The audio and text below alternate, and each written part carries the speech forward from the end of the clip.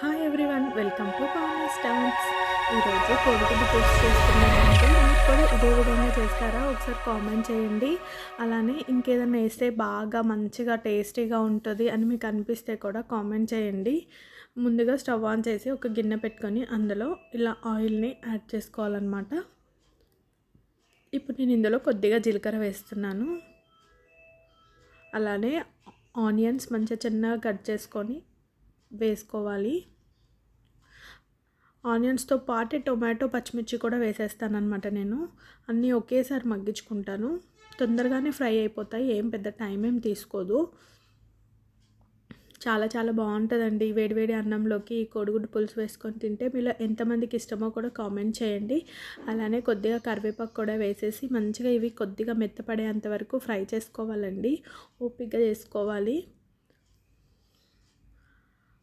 అలానే ఇప్పుడు పులుసు కదా మనం చేసేది, కోడిగుడ్డు పులుసు కదా, దానికోసం పెద్ద నిమ్మకాయ సైజ్ అంత చింతపండుని నానబెట్టుకోవాలన్నమాట. కాసేపు నానబెట్టుకొని అందులోంచి వాటర్ మొత్తం ఇంకో దాంట్లోకి సపరేట్గా తీసుకోవాలి.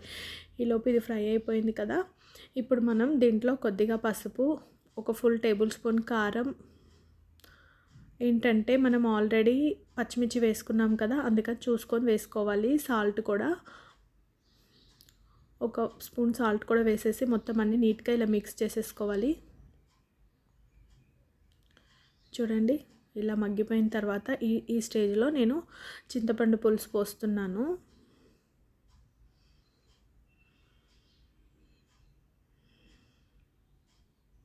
ఇప్పుడు ఈ గుడ్లతో పాటు ఉడికించుకుంటే గుడ్లు అనేది చాలా టేస్టీగా ఉంటాయి. ఇలా ఘాట్లు పెట్టుకొని వేసేసుకోవాలన్నమాట.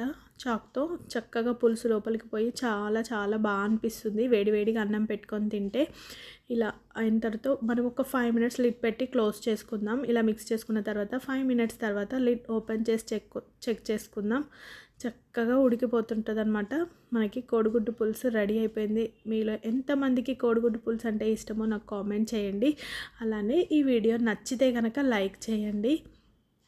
మీరు ఇంకా ఏదన్నా వేస్తే టేస్టీగా ఉంటుందంటే కూడా నాకు కామెంట్ చేయండి. నాకైతే ఇలా నచ్చింది, బట్ మీ కామెంట్స్తో నేను నెక్స్ట్ టైం అలా ట్రై చేస్తాను.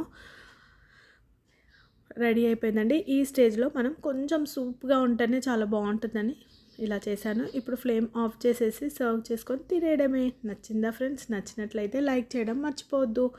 Thank you for watching my videos.